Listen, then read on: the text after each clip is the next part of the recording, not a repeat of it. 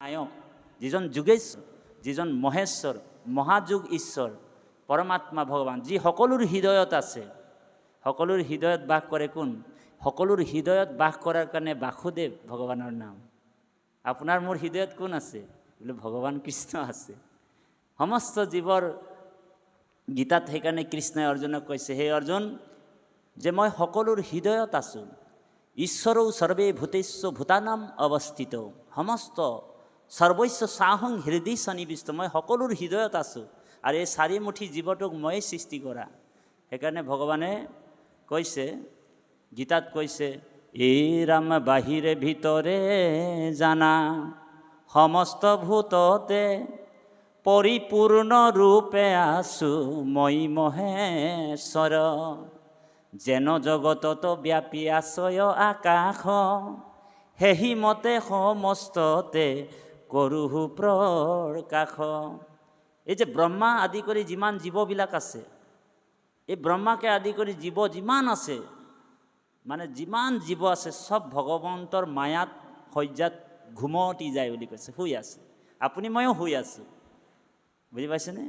সেইকাৰণে আমি প্ৰাৰ্থনা এটা গাওঁ নহয়, নামঘোষাৰ, সকলোৱে গাব দেই। এ ব্ৰহ্মাই আদি কৰি ও ৰাম ৰাম ৰাম, এ মায়া হৈ যা মাজে,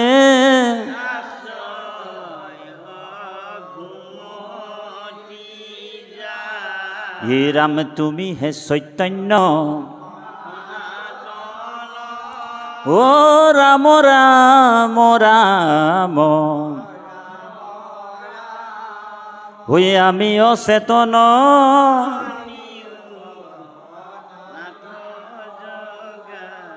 ৰাম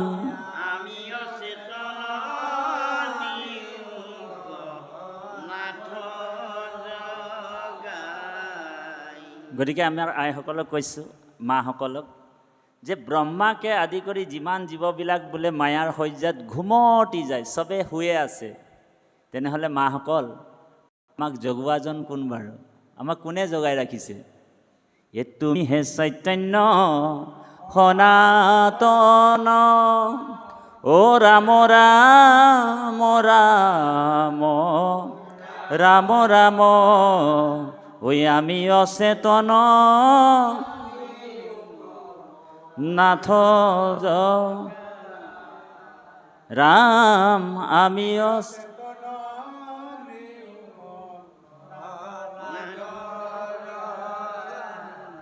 হে কৃষ্ণ তুমি মাত্ৰ চৈতন্য স্বৰূপনীত, শুদ্ধ সত্য জ্ঞান অখণ্ডিত, আবাৰ যতে কৈতো তোমাৰ বিনোদ ৰূপ, চৰাচৰ মায়াৰ কল্পিত। সমস্ত জগত মায়াৰে, গোটেই মায়া মানে হৈছে জীৱ, ব্ৰহ্ম আৰু মায়া। মায়াটো হৈছে বেৰ, মানে ব্ৰহ্মক আমি নেদেখাকৈ ভগৱানে নিজেই মায়াৰ বেৰ এটা দি থৈ দিছে। সেইকাৰণে আমি জীৱাত্মাবিলাক ভগৱন্তক হৃদয়তে দৰ্শন নাপাওঁ। বেদস্তুতিত দশম স্কন্ধ ভাগৱতত কৈছে, ভগৱান আমাৰ হৃদয়তে আছে। বোলে না যাওঁ কাশী, কাশীলৈ যাব নালাগে, না যাওঁ বৃন্দাবন, বৃন্দাবনলৈ যাব নালাগে, যাহা বিছালো আসন অহি মেৰি অবিনাশী। ভগৱানক বিচাৰি আপুনি মই ক'ত বোলে পশুৰাম কুণ্ডত ভগৱান বেছি আছে নেকি? 100%, হয়নে? ক'ত বোলে ভগৱানটো বোলে ঢেকীয়াখোৱা নামঘৰত আমাৰ এইফালে যোৰহাট ডিষ্ট্ৰিক্টত বেছি আছে, তাতে মানুহবিলাক মাৰি ঢেকীয়াখোৱা নামঘৰটোত ভগৱান 100% আছে। মন্দিৰ ভক্তিৰ ভিতৰত 9বিধ ভক্তি শ্ৰেষ্ঠতম ভক্তি, মানে শ্ৰেষ্ঠত্বৰ ভক্তি, তাৰ ভিতৰত 2বিধ শ্ৰেষ্ঠতম। বোলে শ্ৰৱণম কীৰ্তনম বিষ্ণু স্মৰণম অৰ্চনম বন্দনম দাস্য সাক্ষ্য আত্মনিবেদনম ইতি পুমা চাপিত বিষ্ণু ভক্তি চ নৱলক্ষণ। ভক্তি 9 লক্ষণ, তাৰ ভিতৰত শ্ৰৱণ আৰু কীৰ্তন শ্ৰেষ্ঠতম ভক্তি বুলি কৈছে। এ যদ্যপি ভকতি মাধ অবৰ নৱবিধ, শ্ৰৱণ কীৰ্তন তাত অতি শ্ৰেষ্ঠতৰ। হয়নে বাৰু? যদিও ভকতি এই শ্ৰৱণ মাধ্যমেৰে আপুনি ঈশ্বৰক লাভ কৰিব পাৰে। তাৰ বেলেগ মাধ্যমটো অকণমান দুষ্কৰ আছে। এতিয়া যাগ যজ্ঞ পূজা পাতল এইবিলাকো আছে, বিধান আছে বেদত, এইবিলাকো কোনোবা কৰিব পাৰে। বেদত 3টা ৰাস্তা দেখাইছে, এটা হৈছে কৰ্ম মাৰ্গ, এটা হৈছে জ্ঞান মাৰ্গ আৰু এটা হৈছে ভক্তি মাৰ্গ। এটা কৰ্ম মাৰ্গ, এটা জ্ঞান মাৰ্গ আৰু এটা ভক্তি মাৰ্গ। ৰাস্তা 3টা। ধৰি লওক এটা গাঁৱলীয়া ৰাস্তা, এটা বাইপাছ আৰু এটা টাউনীয়া ৰাস্তা। যোনে যোনটো ৰাস্তাত আহিব পাৰে, হয়নে? পাইপলাইন বুলি কয় অঞ্চলটোত। বোলে পাইপলাইনেৰে আহিবলৈ বোলে 3টা ৰাস্তা আছে, কোনোবা গাঁৱলীয়া পথতো আহিব পাৰে, তাকো বাধা কৰিব নোৱাৰি, আহিব পাৰে। গাঁৱলীয়া পথত আহিলে খালি এনেকুৱা বেকা বেকিকৈ ঘূৰি কিনি কোনফালে বাগান চাগান ফালৰ পৰা ওলাই আহিব লাগিব, হয়নে বাৰু? এটা চহৰীয়া পথ আছে, টাউন ৰাস্তা ধৰি লওক, সেই গোলাঘাট টাউন হৈ কিনি এনেকৈ কৰি ঘূৰি আহিব পাৰিব। টাউনীয়া ৰাস্তাটোত অলপ জাম জোঁথৰ কষ্ট আছে, আপোনালোক জানে, 2 ঘণ্টা লাগি যাব। যিটো ৰাস্তা বাইপাছত আহিলে, যিটো ৰাস্তাত আমি সোনকালে পাই যাম, আপুনি জাম জোঁথত সোমাই গ'ল, তো সেইটোৱে হৈছে কৰ্ম মাৰ্গ। এই যে যাগ যজ্ঞ পূজা পাতল কৰি আছে মানুহবিলাকে, হা, আৰু এইটো হৈছে বাইপাছ ৰাস্তা, ডাইৰেক্ট ফটককৈ ভগৱন্তৰ কৃষ্ণৰ ওচৰত আহিব পাৰে শ্ৰৱণ মাধ্যমেৰে, বুজি পাইছেনে? সেইটো একদম বাইপাছ ৰাস্তা। সেইকাৰণে ভক্তি শ্ৰৱণ মাধ্যমতে ব্ৰহ্মাই মানে 3বাৰ প্ৰমাণ কৰি বিচাৰি পালে যে বেদত কি আছে। ব্ৰহ্মাই 4খন বেদ মানে ৰাখিলে, বেদৰ ৰহস্যটো বিচাৰিছে ব্ৰহ্মাই। ব্ৰহ্মাৰ 1-2খন মূৰ নাই দেই, 4খন মাথা। ব্ৰহ্মাৰ নিচিনা বিজ্ঞানী নাই দেই। ব্ৰহ্মাই কি কৰিলে, 4খন বেদ, ঋক, যজুৰ, সাম আৰু অথৰ্ব, এই 4খন বেদ তেওঁ ৰিচাৰ্চ কৰিলে, গৱেষণা কৰিলে। বেদতনো কি আছে, বেদৰ ৰহস্য কি, তেওঁ ৰিচাৰ্চ কৰিলে। প্ৰথমে ৰিচাৰ্চ কৰিলে, তেওঁ বেদ পঢ়ি গ'ল, 4খন বেদ 4খন মুখেৰে পঢ়িছে। পঢ়ি একেবাৰে শেষত তেওঁ নাৰায়ণৰ নামটো পালে, হৰিৰ নাম। তাৰপিছত ব্ৰহ্মাই ভাবিলে মোৰ কিবা ভুল হৈছে নেকি, আকৌ বেদ পঢ়িবলৈ আৰম্ভ কৰিলে। ঋক, যজুৰ, সাম, অথৰ্ব এনেকুৱা বেদ 4খন পঢ়িলে। পঢ়াৰ পিছত একেবাৰে শেষত কি পালে, হৰিৰ নামকে পালে। তো ব্ৰহ্মাই কৈছে আৰু মোৰ কিবা আৰু থাকি গ'ল নেকি, কিবা ভুল হৈছে নেকি বুলি আকৌ পঢ়িবলৈ আৰম্ভ কৰিলে। ঋক, যজুৰ, সাম, অথৰ্ব পঢ়িলে, একেবাৰে শেষত তেওঁ নাৰায়ণ নামটোকে পালে। নাৰায়ণৰ নামৰ বাহিৰে বেদত একোৱেই নাই, কাৰণ ভগৱন্তৰ নিশ্বাসৰ পৰাই বেদ আহিছে। বেদৰ গুপুত বিত্ত নাৰায়ণ বুলি কৈছে মহাপুৰুষ মাধৱদেৱে। বেদৰ গুপুত বিত্ত নাৰায়ণ, বেদৰ গুপুত ধনটোৱে হৈছে নাৰায়ণ, হয়নে? সেইকাৰণে ব্ৰহ্মাই ৰিচাৰ্চ কৰি এই বস্তুটো যেতিয়া পালে, হৰিৰ নাম পালে, নাৰায়ণ নাম পালে, তেওঁ অক্ষৰ 4খন বেদৰ পৰা মাত্ৰ 4টা অক্ষৰ আনিলে, অবিনাশী শব্দ 4খন বেদৰ পৰা। না ঋগু, ঋগ বেদৰ পৰা না ঋগু ৰা যজুৰ সামে পৰিকৃতিতা অথৰ্বে ন মুনিও বদন্তি নাৰায়ণ। এই 4খন বেদৰ পৰা 4টা আখৰ আনিলে। না ঋগু, ঋগ বেদৰ পৰা না, ৰা যজুৰ, যজুৰ বেদৰ পৰা ৰা, সামে সাম বেদৰ পৰা ইয়া, অথৰ্বে ন, আৰু এই নটো ক'ৰ পৰা আনিলে, অথৰ্ব বেদৰ পৰা। আৰু এই তত্ত্বটোকে মহাপুৰুষ মাধৱদেৱ, মহাপুৰুষ শব্দটো আকৌ বিশ্বৰ কোনো এজন গুৰুৰ ওচৰত মানে আগফালে মহাপুৰুষ শব্দটো লগা নাই দেই, মাত্ৰ 2জন গুৰু। এজন হৈছে মহাপুৰুষ শ্ৰীমন্ত শংকৰদেৱ, এজন হৈছে মহাপুৰুষ শ্ৰীমন্ত মাধৱ, মানে শ্ৰীমন্ত মহাপুৰুষ মাধৱদেৱ, তাৰমানে আমাৰ দ্বিতীয় গুৰুস্বৰূপ। তো এই 2জনৰ ওচৰতে লাগিলে। মহাপুৰুষ মাধৱদেৱে কৈছে, ইয়ে 4 বেদৰ, সকলোৱে গাব, অহাৰ কাঢ়ি আনি অবেকত কৰিয়া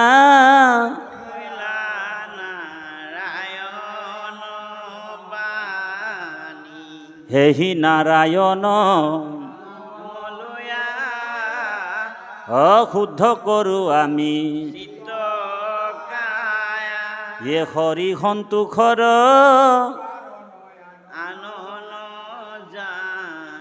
ৰাম ইখন দুখৰ কাৰণ আনন জানি। চাৰিও বেদৰ চাৰি অক্ষৰ সাৰ কাঢ়ি আনি ব্ৰহ্মাদেৱ বেকত কৰিয়া থৈলা নাৰায়ণ বাণী সেহি নাৰায়ণ নাম লয়া শুদ্ধ কৰোঁ আমি চিত্তকায়া হৰি সন্তোষৰ কাৰণ আন নজানি। সেইকাৰণে এই নাৰায়ণ নামটো বা হৰিৰ নামটো কলিযুগৰ শ্ৰেষ্ঠতম ধৰ্ম। সেইকাৰণে গুৰুজনাই যুগ ধৰ্ম পালন কৰিবলৈ আমাক উপদেশ দিছে। সত্য যুগে ধ্যান তেৰতা যুগে যজ্ঞ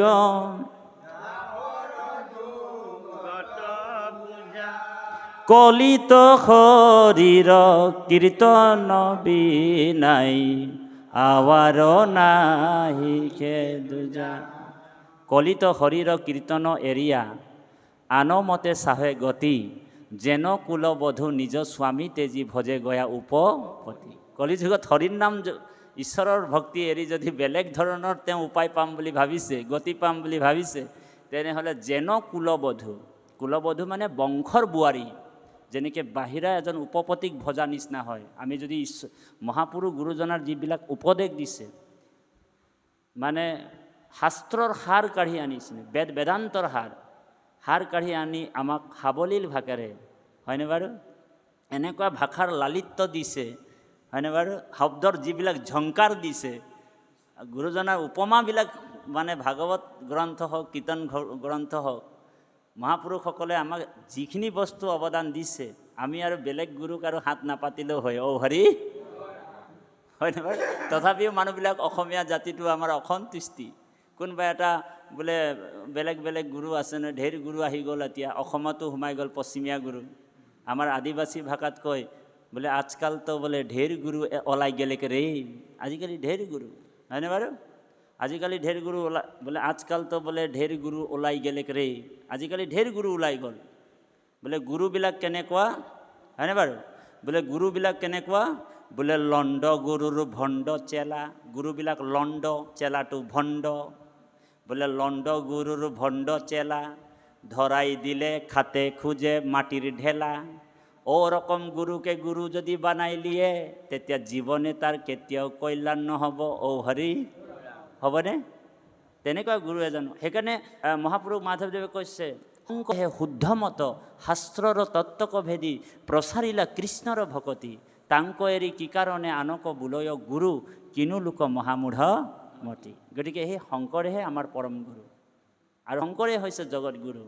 আৰু সেই বিশ্বৰ কোনো এজন বিশ্বৰ পণ্ডিত বা বিশ্বৰ কোনো এজন গুৰুৱে আজিলৈকে সেই কৃষ্ণ সাৰ তত্ত্বটো আনিব কৰিব বুলি কৈছে। তাৰপিছত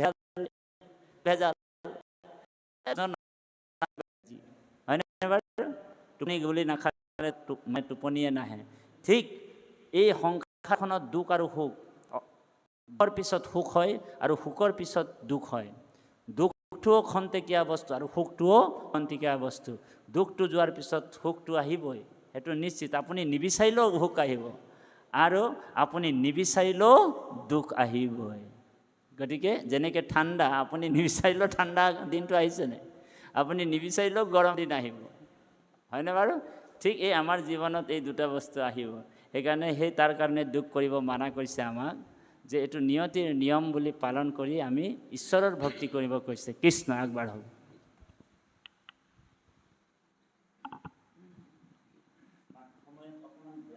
ক্ৰোধে আৰকত আখি অৰ্জুনৰ,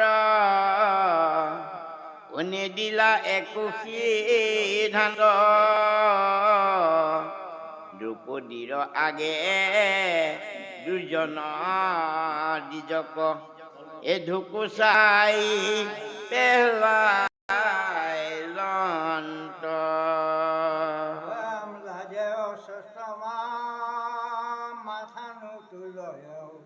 পশু যেন আছে পৰি, দেখে মমকাৰ বান্ধৰ চুতত, ভাঙি যায় হাত ভৰি।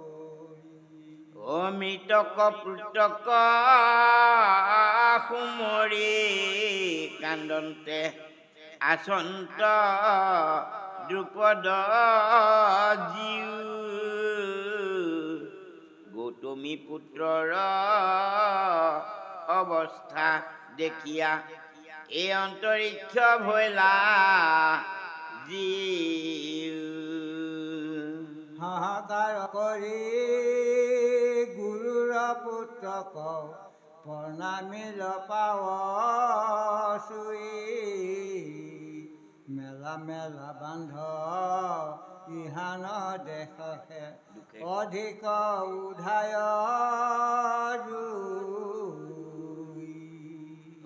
মই যেন মৰু পুৰি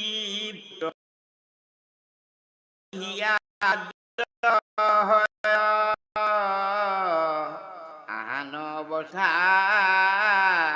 শুনি সেইমতে গৌতমী তেজীৱে জীৱ দ্ৰুপদী ৰহেন সদয় হৃদয় দেখিয়া যতে সাধু সাধুপতি ধন্য ধন্যমতী বুলি সবে প্ৰশংসা পুত্ৰবোধি দ্বিজ আহাং ক্ষমিলা অনমিলা তুমি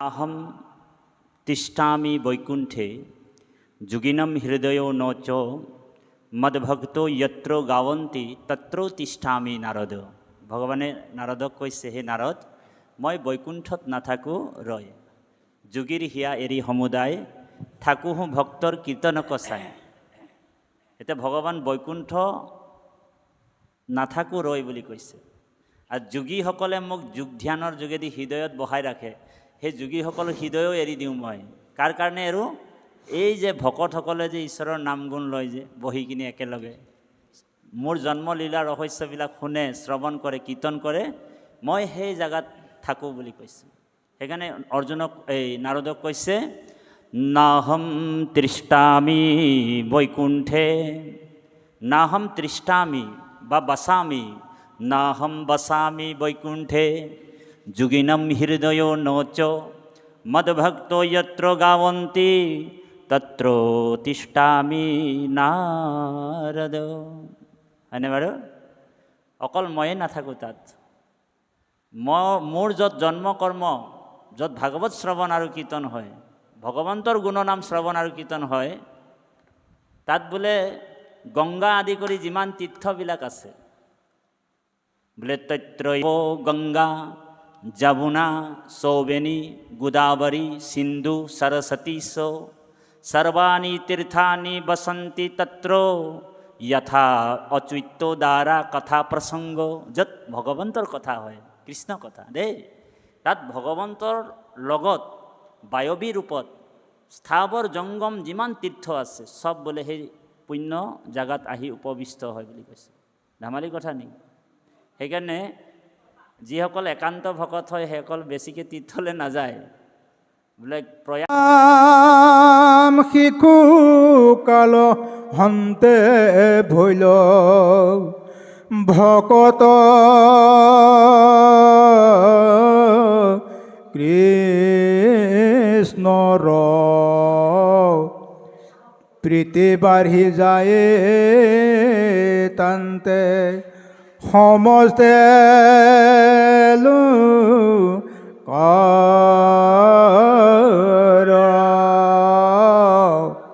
হৰি ৰাম ৰাম ৰাম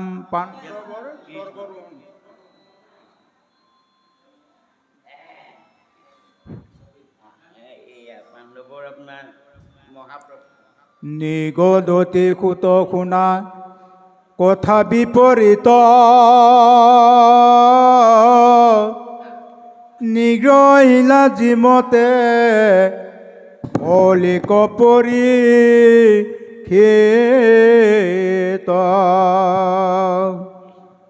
মৈত্ৰেয়ত হন্তে পাছে পায়া মহাজ্ঞান আখিলাবি দূৰদুনাই পাণ্ডৱৰ থান সবান্ধৱে নিপতিপু জিলাই অনুৰাগে লৈলা ধৃতৰাষ্ট্ৰক পলাইলা নিশা ভাগে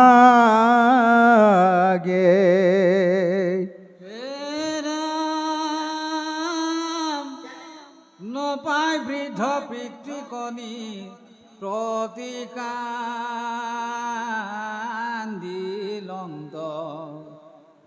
নাৰদে কহিলা পাছে সকল বৃত্তান্ত আখিলাই অৰ্জুন মহা দুখে মুখ ম্লান কহিলা কৃষ্ণৰ সিতু বৈকুণ্ঠ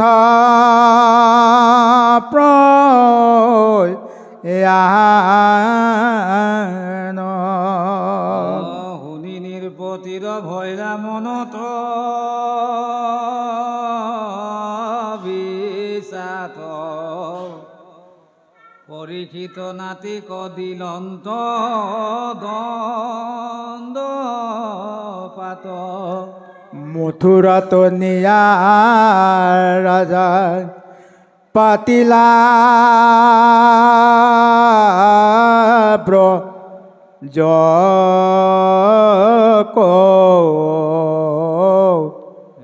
পাছে পাঞ্চু ভাই গইলা উত্তৰা দি হক ৰাম জৰ পিখাচৰ যেন বিক্ৰত কুবেশ কৃষ্ণ তেওঁৰ পিয়া প্ৰাণ কৰিলা বিদেশ কৃষ্ণৰ শোকত কুন্তিতে জিলন্ত জীৱ কৃষ্ণ স্মৰি মৰিলন্ত দুৰ্পদ জীৱ পাইলন্ত কৃষ্ণৰ পদ দুয়ো মহাসতী ভৈলা পৰীক্ষিত পাছে প্ৰধান নিৰপতি ও সংসাৰ জাখাৰ ঘোৰা আশা পথে জিনিলন্ত জম্বু দ্বীপ ৰাজায় কেৰতে চৈধ্য পঞ্চ কৃষ্ণ অধ্যায়ৰ ৰাম এই মানে গৈল কথা প্ৰথম স্কন্দৰ শুনা সভাসদ পদ কৃষ্ণৰ চৰিত্ৰ আতপৰে আন ধৰ্ম নাহিকে কলিত যদপি চন্দালে কলি পাপৰ ভাণ্ডাৰ কৃষ্ণ তথাপিতো আছে ইয়াত মহাগুণ খাৰ ৰাম কৃষ্ণ কৃষ্ণৰ কীৰ্তন মাত্ৰ কৰো প্ৰবন্ধ চিন্দি যায় এতে কেশ কলে কৰ্ম বন্ধ কৃষ্ণ তই উপজয় প্ৰেম পৰম ভকতি কৃষ্ণমূৰ্তি স্মৃতি হৈ ইহাত সম্প্ৰতি এ ভৈলা শ্ৰেষ্ঠ কলিহিসা ৰিউজু মাজে প্ৰশংসে কলিক মহা মহন্ত সমাজে কৃষ্ণ অধৰ্ম অৰ্থ কাম মোক্ষ কীৰ্তনে পায় কলি সমশ্ৰেষ্ঠ যুগ নাই নাই নাই শাস্ত্ৰৰ পৰম তত্ত্ব